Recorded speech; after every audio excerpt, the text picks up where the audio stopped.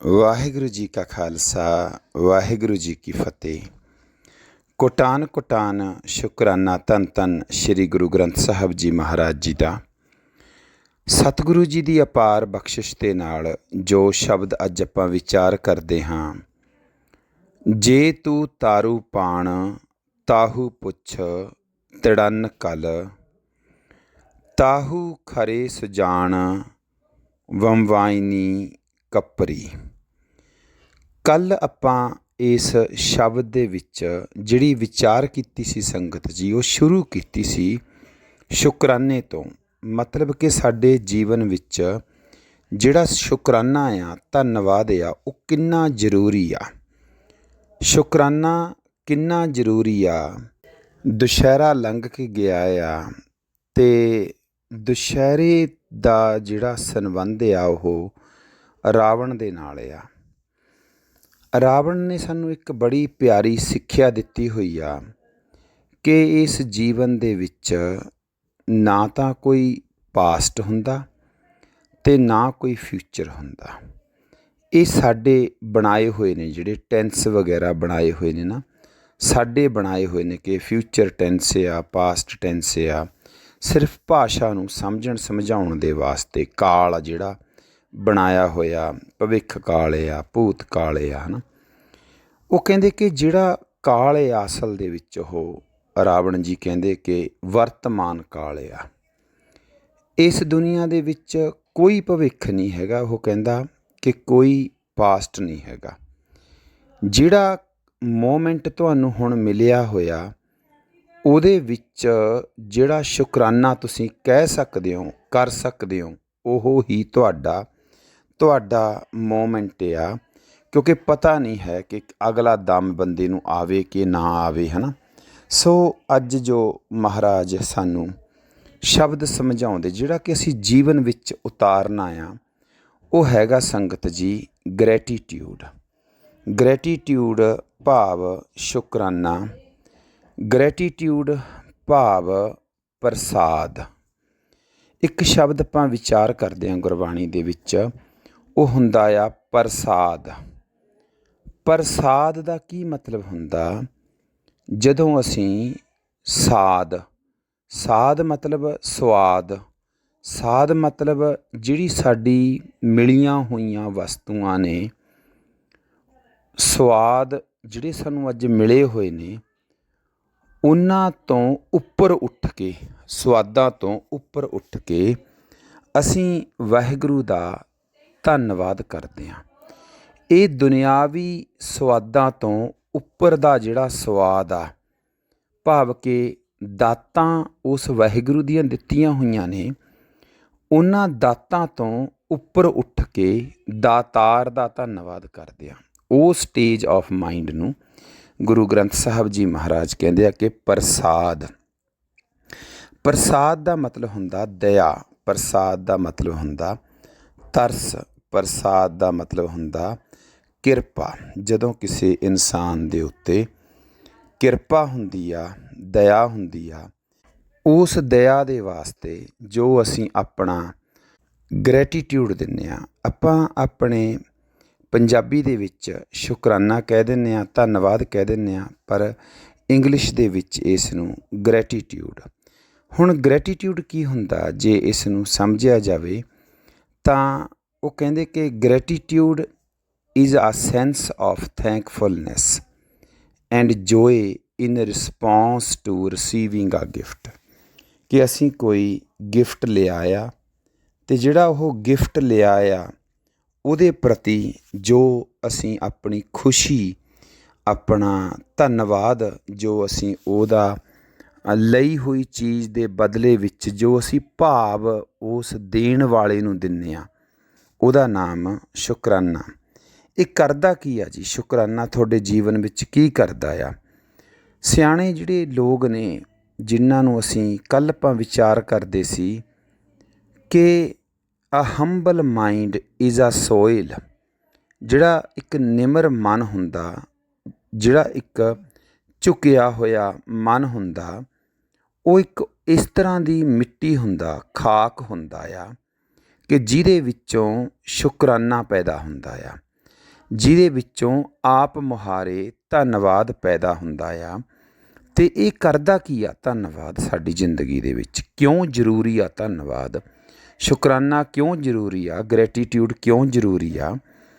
ਜਿਹੜੇ ਮਨੋਵਿਗਿਆਨ ਦੇ ਮਤਲਬ ਗੁਰੂ ਨੇ, ਮਾਸਟਰ ਨੇ, ਮਤਲਬ ਡਾਕਟਰ ਐਮਨਜ਼ ਨੇ, ਜਿਹੜੇ ਜਿਵੇਂ ਕਿ ਇਹਨੂੰ ਗ੍ਰੈਟੀਟਿਊਡ ਦਾ ਮਾਸਟਰ ਕਿਹਾ ਜਾਂਦਾ ਆ, ਕਿ ਇਸ ਨੇ ਬਹੁਤ ਸਾਰੀ ਸਟੱਡੀ ਕਰੀ ਹੋਈ ਆ। ਡਾਕਟਰ ਐਮਨਜ਼ ਨੇ, ਬਾਰਬਰਾ ਫਰੈਡਰਿਕਸਨ ਆ ਜਿਹੜੀ ਮਤਲਬ ਲੜਕੀ, ਇਹ ਬਹੁਤ ਗ੍ਰੈਟੀਟਿਊਡ ਦੇ ਉੱਤੇ ਕੰਮ ਕਰਿਆ ਇਸ ਨੇ ਆਪਣੀ ਜ਼ਿੰਦਗੀ ਦੇ ਵਿੱਚ। ਉਹਨਾਂ ਦੀ ਜਿਹੜੀ ਜ਼ਬਾਨੀ ਆ ਉਹ ਕਹਿੰਦੀ ਕਿ ਗ੍ਰੈਟੀਟਿਊਡ ਅਨਲੌਕਸ ਦਾ ਫੁੱਲਨੈਸ ਆਫ ਲਾਈਫ। ਸਾਡੇ ਵਿੱਚ ਭਰਦੀ ਆ ਇਹ ਗ੍ਰੈਟੀਟਿਊਡ ਆ, ਸਾਡੀ ਜ਼ਿੰਦਗੀ ਨੂੰ ਭਰਨਾ ਕਰਦੀ ਆ, ਪੂਰਨਤਾ ਵੱਲ ਲੈ ਕੇ ਜਾਂਦੀ ਆ। ਇੱਕ ਰੱਜਿਆ ਹੋਇਆ ਇਨਸਾਨ ਗ੍ਰੈਟੀਟਿਊਡ ਕਰਦਾ ਆ, ਹੈ ਨਾ। It turns what we have into enough. ਸਾਡੇ ਕੋਲ ਕਿੰਨੀ ਚੀਜ਼ ਆ ਉਹਨੂੰ ਇਹ ਬਹੁਤਾਤ ਦੇ ਵਿੱਚ ਭਰ ਦਿੰਦਾ। ਜਿਵੇਂ ਕਿ ਗੁਰਬਾਣੀ ਦੇ ਵਿੱਚ ਆਉਂਦਾ ਆ ਸ਼ਬਦ, ਬਹੁਤਾ ਕਹੀਏ ਬਹੁਤਾ ਹੋਏ। ਜਿੰਨਾ ਅਸੀਂ ਬਹੁਤਾ ਮਤਲਬ ਸ਼ੁਕਰਾਨਾ ਕਹਿੰਦੇ ਹਾਂ ਸਾਡੀ ਜ਼ਿੰਦਗੀ ਵਿੱਚ, ਓਨੀ ਬਹੁਤਾਤ, ਜਿਹਨੂੰ ਅਸੀਂ ਅਬੰਡੈਂਸ ਕਹਿੰਦੇ ਹਾਂ। It turns what we have into enough and more. It turns denial into acceptance. ਜਿਹੜੀ ਸਾਡੀ ਨਾ ਹੁੰਦੀ ਆ, ਨਾ ਪੱਖੀ ਇੱਕ ਅਪਰੋਚ ਹੁੰਦੀ ਆ ਜੀਵਨ ਦੀ, ਉਸ ਨੂੰ ਇਹ ਮਤਲਬ ਕਬੂਲਣ ਦੀ ਸ਼ਕਤੀ ਭਰਦਾ ਸ਼ੁਕਰਾਨਾ। ਸ਼ੁਕਰਾਨਾ ਸਾਡੇ ਜੀਵਨ ਵਿੱਚ ਕਿਸੇ ਵੀ ਵਸਤੂ ਨੂੰ, ਕਿਸੇ ਵੀ ਖੁਸ਼ੀ ਨੂੰ, ਗਮੀ ਨੂੰ, ਮਾਣ ਨੂੰ, ਅਪਮਾਨ ਨੂੰ, ਇੱਜ਼ਤ ਨੂੰ, ਬੇਇੱਜ਼ਤੀ ਨੂੰ, ਦੁੱਖ ਨੂੰ, ਸੁੱਖ ਨੂੰ ਕਬੂਲਣ ਦੀ ਸ਼ਕਤੀ ਭਰਦਾ ਆ। ਸੋ ਮਹਾਰਾਜ ਨੇ ਸਾਨੂੰ ਬੜਾ ਖੂਬਸੂਰਤ ਸ਼ਬਦ ਦਿੱਤਾ, ਪ੍ਰਸਾਦ। ਜਿਹੜੀ ਵੀ ਚੀਜ਼ ਤੈਨੂੰ ਮਿਲੀ ਆ ਉਹਦੇ ਵਾਸਤੇ ਤੇਰਾ ਧੰਨਵਾਦ ਕਰਨਾ। Chaos to order, confusion to clarity. It can turn a meal into feast. It can turn a meal into ਆ ਫੀਸਟ। ਦੇਖੋ, ਫੀਸਟ ਪਾਰਟੀ ਹੋ ਗਈ, ਹੈ ਨਾ। ਇੱਕ ਸਿੰਪਲ ਸਾਦੇ ਭੋਜਨ ਨੂੰ, ਕੋਧਰੇ ਦੀ ਰੋਟੀ ਨੂੰ, ਭਾਈ ਲਾਲੋ ਦੀ ਕੋਧਰੇ ਦੀ ਰੋਟੀ ਨੂੰ ਸ਼ੁਕਰਾਨਾ ਕੀ ਕਰ ਦਿੰਦਾ ਜੀ? ਅੰਮ੍ਰਿਤ ਦੇ ਵਿੱਚ, ਦੁੱਧ ਦੇ ਵਿੱਚ ਕਨਵਰਟ ਕਰ ਦਿੰਦਾ। ਇੱਕ ਪਾਸੇ ਫੀਸਟ ਚੱਲ ਰਹੀ ਆ, ਇੱਕ ਪਾਸੇ ਪਾਰਟੀ ਚੱਲ ਰਹੀ ਆ ਮਲਕ ਭਾਗੋ ਦੀ। ਉਹਨੂੰ ਛੱਡ ਕੇ ਕੋਧਰੇ ਦੀ ਰੋਟੀ ਨੂੰ ਖਾਣਾ ਪਸੰਦ ਕੀਤਾ ਰਾਜਨ। ਭਗਵਾਨ ਕ੍ਰਿਸ਼ਨ ਜੀ ਨੇ ਸਾਨੂੰ ਇਸ ਦੀ ਬੜੀ ਖੂਬਸੂਰਤ ਐਗਜ਼ਾਮਪਲ ਦਿੱਤੀ ਕਿ ਰਾਜਨ ਕੌਣ ਤੁਮਾਰੇ ਆਵੇ, ਰਾਜਨ ਕੌਣ ਤੁਮਾਰੇ ਆਵੇ, ਐਸੋ ਭਾਉ ਬਿਦਰ ਕੋ ਦੇਖਿਓ, ਉਹ ਗਰੀਬ ਮੋਹੇ ਭਾਵੇ। ਇਟ ਗ੍ਰੈਟੀਟਿਊਡ, ਸ਼ੁਕਰਾਨਾ, ਇਟ ਟਰਨਸ ਆ ਮੀਲ ਇਨਟੂ ਫੀਸਟ। ਹੁਣ ਦੁਰਯੋਧਨ ਦੇ ਕਿਉਂ ਨਹੀਂ ਗਏ ਕ੍ਰਿਸ਼ਨ ਜੀ? ਮਹਾਰਾਜ ਫਿਰ ਰੀਜਨ ਦੱਸਦੇ ਆ ਕਿ ਤੁਮਰੋ ਦੂਧ ਬਿਦਰ ਕੋ ਪਾਨੋ।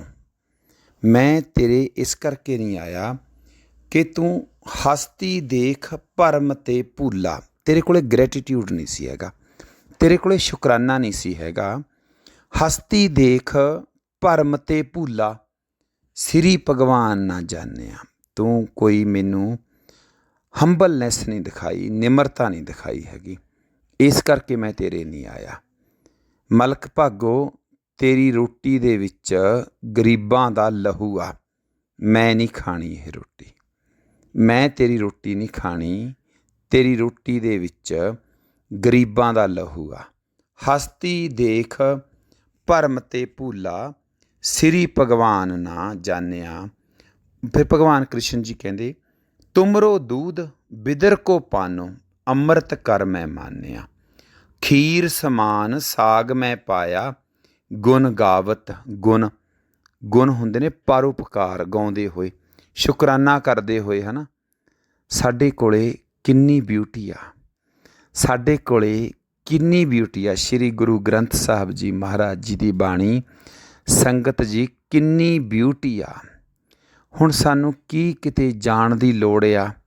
ਜੇ ਅੱਜ ਸਾਡੇ ਘਰਾਂ ਦੇ ਵਿੱਚ ਡਿਪਰੈਸ਼ਨ ਆ, ਨੈਗੇਟਿਵਿਟੀ ਆ, ਸਾਡੇ ਘਰਾਂ ਦੇ ਵਿੱਚ ਇਤਫਾਕ ਨਹੀਂ ਹੈਗਾ, ਭਰੋਸਾ ਨਹੀਂ ਹੈਗਾ, ਯਕੀਨ ਨਹੀਂ ਹੈਗਾ, ਇਹ ਫਿਰ ਸਾਡੇ 'ਤੇ ਕਲੰਕ ਵਾਲੀ ਗੱਲ ਆ।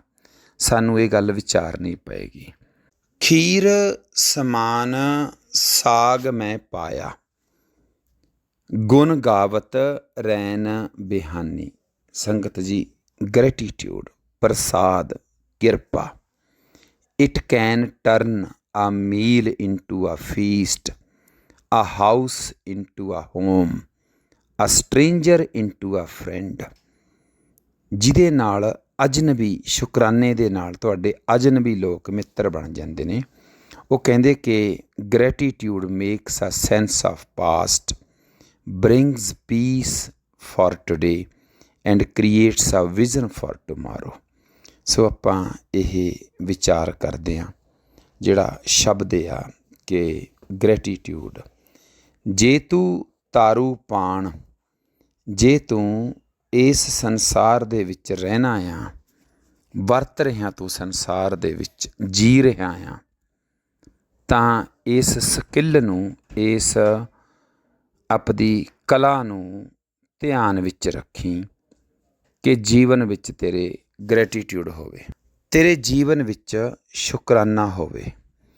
ਇਹ ਸ਼ੁਕਰਾਨਾ ਗੁਰੂ ਅਰਜਨ ਦੇਵ ਜੀ ਮਹਾਰਾਜ ਨੇ ਸਾਨੂੰ ਆਮ ਦਿਹਾੜੀ ਦੇ ਵਿੱਚ ਵਰਤਦੇ ਹੋਏ ਦੱਸਿਆ ਵੀ ਜਦੋਂ ਤੂੰ ਕਰਮ ਕਰਦਾ ਆ ਨਾ, ਉਦੋਂ ਤੂੰ ਕਿੱਦਾਂ ਤੇਰਾ ਦਿਨ, ਇੱਕ ਦਿਨ ਆ ਜਿਹੜਾ ਉਹ ਸ਼ੁਕਰਾਨੇ ਦੇ ਵਿੱਚ ਬਤੀਤ ਹੋ ਸਕਦਾ। ਫਿਰ ਸਾਨੂੰ ਸਿੰਪਲ ਜੀਆਂ ਵਿਚਾਰਾਂ ਦੱਸੀਆਂ ਗੁਰੂ ਜੀ ਨੇ ਕਿ ਤੂੰ ਬਹੁਤ ਨਾਮ ਨਹੀਂ ਜਪ ਸਕਦਾ, ਬਹੁਤ ਬਾਣੀ ਨਹੀਂ ਪੜ੍ਹ ਸਕਦਾ, ਫਿਰ ਇੱਕ ਕਰਮ ਕਰਿਆ ਕਰ। ਜਦੋਂ ਤੂੰ ਪ੍ਰਸ਼ਾਦਾ ਛਕਦਾ ਨਾ, ਜਦੋਂ ਤੂੰ ਰੋਟੀ ਖਾਨਾ ਆ, ਛੱਤੀ ਹੀ ਅੰਮ੍ਰਿਤ ਖਾਹੇ, ਜਦੋਂ ਤੂੰ ਭੋਜਨ ਛਕਦਾ ਆ, ਤਾਂ ਉਸ ਤੋਂ ਪਹਿਲਾਂ ਸਤਿਗੁਰੂ ਦਾ ਧੰਨਵਾਦ ਕਰਿਆ ਕਰ। ਭੋਜਨ ਖਾਣ ਤੋਂ ਪਹਿਲਾਂ ਸਤਿਗੁਰੂ ਦਾ ਧੰਨਵਾਦ ਕਰਿਆ ਕਰ ਕਿ ਜਿਸ ਕਾ ਦੀਆ ਪੈਨੈ ਖਾਏ, ਸਤਿਗੁਰੂ ਤੇਰਾ ਦਿੱਤਾ ਖਾ ਰਿਹਾ ਮੈਂ। ਤਿਸਿਓਂ ਆਲਸ ਕਿਉਂ ਬਨੇ ਮਾਏ, ਮਾਏ ਦਾ ਮਤਲਬ ਬੁੱਧੀ, ਮਾਏ ਦਾ ਮਤਲਬ ਮੱਤ। ਮੇਰੀ ਮਾਂ, ਮੇਰੀ ਮੱਤ, ਥੋੜ੍ਹੀ ਜਿਹੜੀ ਮੱਤ ਆ, ਉਹਦਾ ਉਦਮ ਨਾਲ ਨਾਮ ਜਪ। ਜਿਹੇ ਪ੍ਰਸਾਦ ਛੱਤੀ ਹੀ ਅੰਮ੍ਰਿਤ ਖਾਹੇ, ਜਦੋਂ ਵੀ ਤੂੰ ਰੋਟੀ ਖਾਣ ਲੱਗਦਾ, ਕੋਈ ਪ੍ਰਸ਼ਾਦਾ ਛਕਦਾ ਆ, ਉਸ ਵਾਹਿਗੁਰੂ ਦਾ ਸ਼ੁਕਰ ਕਰਿਆ ਕਰ। ਜਿਸ ਦਾ ਦਿੱਤਾ ਖਾਵਣਾ, ਤਿਸ ਕਹੀ ਐਸਾ ਵਾਸ। ਉਹਦੇ ਅੱਗੇ ਨਾਨਕ ਹੁਕਮ ਨਾ ਚੱਲੀ, ਵਾਹਿਗੁਰੂ ਤੇਰਾ ਸ਼ੁਕਰ ਆ, ਨਾਲ ਖਸਮ ਚੱਲੇ ਅਰਦਾਸ। ਮਹਾਰਾਜ ਦੱਸਦੇ ਕਿ ਛੱਤੀ ਹੀ ਅੰਮ੍ਰਿਤ ਭੋਜਨ ਦੀਏ, ਅੰਤਰ ਥਾਨ ਠਹਿਰਾਵਨ ਕਉ ਕੀਏ। ਬੜਾ ਪਿਆਰਾ ਸ਼ਬਦ ਮਹਾਰਾਜ ਨੇ ਸਾਨੂੰ ਦਿੱਤਾ ਕਿ ਜਦੋਂ ਤੂੰ ਜੀਵਨ ਦੇ ਵਿੱਚ ਇੱਕ ਛੋਟਾ ਜਿਹਾ ਕਰਮ ਕਰਦਾ, ਇੱਕ ਦਿਹਾੜੀ ਦੇ ਵਿੱਚ ਪ੍ਰਸ਼ਾਦਾ ਛਕਦਾ, ਅਤੇ ਉਦੋਂ ਪ੍ਰਸ਼ਾਦਾ ਛਕਣ ਲੱਗਿਆ ਬਸ ਇਹ ਗੱਲ ਧਿਆਨ ਕਰਿਆ ਕਰ ਕਿ ਉਸ ਤੋਂ ਪਹਿਲਾਂ ਵਾਹਿਗੁਰੂ ਦਾ ਸ਼ੁਕਰ ਕਰਿਆ ਕਰ, ਗ੍ਰੈਟੀਟਿਊਡ ਕਰਿਆ ਕਰ। ਤਿਸ ਠਾਕਰ ਕਉ ਰੱਖ ਮਨ ਮਾਹੀ, ਉਸ ਪਰਮਾਤਮਾ ਦਾ ਧੰਨਵਾਦ ਰੱਖਿਆ ਕਰ ਪ੍ਰਸ਼ਾਦਾ ਛਕਣ ਤੋਂ ਪਹਿਲਾਂ। ਜੇ ਤੂੰ ਤਾਰੂ ਪਾਣ, ਤੂੰ ਅੰਮ੍ਰਿਤ ਵੇਲੇ ਵੀ ਉੱਠਦਾ, ਬਾਣੀ ਪੜ੍ਹਦਾ ਆ, ਅਤੇ ਜੀਵਨ ਦਾ ਜਿਹੜਾ ਤੇਰਾ ਦਿਨ ਲੰਘਦਾ ਆ, ਉਸ ਲੰਘਦੇ ਹੋਏ ਦਿਨ ਦੇ ਵਿੱਚ ਕੀ ਕਰਿਆ ਕਰ, ਜਦੋਂ ਵੀ ਤੂੰ ਕੁਛ ਮੂੰਹ 'ਚ ਪਾਵੇਂ ਅਤੇ ਉਹਦਾ ਜਿਹੜਾ ਰਸ ਆਉਂਦਾ, ਉਹਦਾ ਜਿਹੜਾ ਸਵਾਦ ਆਉਂਦਾ, ਉਹਦੇ ਨਾਲ ਉਸ ਵਾਹਿਗੁਰੂ ਦਾ ਸ਼ੁਕਰਾਨਾ ਕਰਿਆ ਕਰ। ਤੂੰ ਦੇਖੇਗਾ ਕਿ ਤੇਰੇ ਜੀਵਨ ਵਿੱਚੋਂ ਬੁਰਾਈਆਂ ਨੇ ਜਿਹੜੀਆਂ ਉਹ ਘਟਦੀਆਂ ਜਾਣਗੀਆਂ। ਜਿਹੜਾ ਕਾਮ ਆ, ਕ੍ਰੋਧ ਆ, ਲੋਭ ਆ, ਮੋਹ ਆ, ਹੰਕਾਰ ਆ, ਅਤੇ ਇਹ ਬਿਨਸਦਾ ਜਾਏਗਾ, ਖਤਮ ਹੁੰਦਾ ਜਾਏਗਾ ਤੇਰੇ ਜੀਵਨ ਵਿੱਚੋਂ, ਕੰਟਰੋਲ ਹੁੰਦਾ ਜਾਏਗਾ। ਤੇਰੀ ਜ਼ਿੰਦਗੀ ਵਿੱਚ ਫੁੱਲਫਿਲਨੈਸ ਜਿਹੜੀ ਆ, ਭਰਾਵਟ, ਇੱਕ ਜੀਵਨ ਭਰਿਆ ਹੋਇਆ, ਹਰਿਆ ਹੋਇਆ ਜੀਵਨ ਆਉਂਦਾ ਜਾਏਗਾ।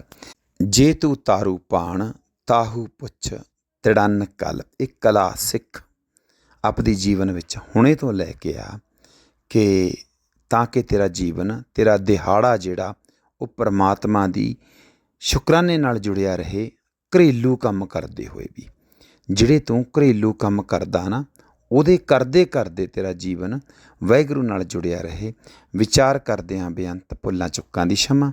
ਵਾਹਿਗੁਰੂ ਜੀ ਕਾ ਖਾਲਸਾ, ਵਾਹਿਗੁਰੂ ਜੀ ਕੀ ਫਤਿਹ।